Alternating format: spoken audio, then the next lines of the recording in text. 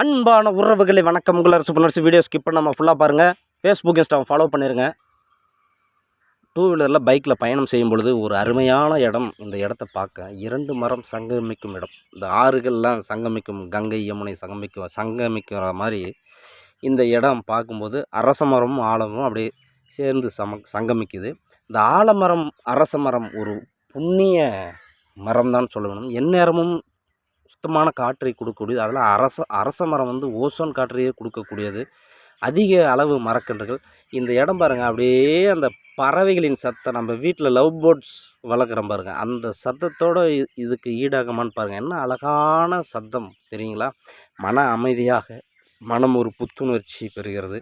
இந்த மரங்கள் எல்லாவற்றையும் ஈடு செய்கிறது. அந்த மரங்கள் இலைகள் விழும்போது அங்கே இருக்கக்கூடிய மண் வளமாகுது, பறவைகளின் இருப்பிடமாக இருக்குது, உணவு கொடுக்குது, நம்மளுக்கு தங்கிறதுக்கு எல்லாவற்றையும் தரக்கூடிய மரங்களை நாம் அழித்து கொண்டு இருக்கிறோம். மரங்களை பாதுகாக்க வேண்டும். நன்றி, வணக்கம்.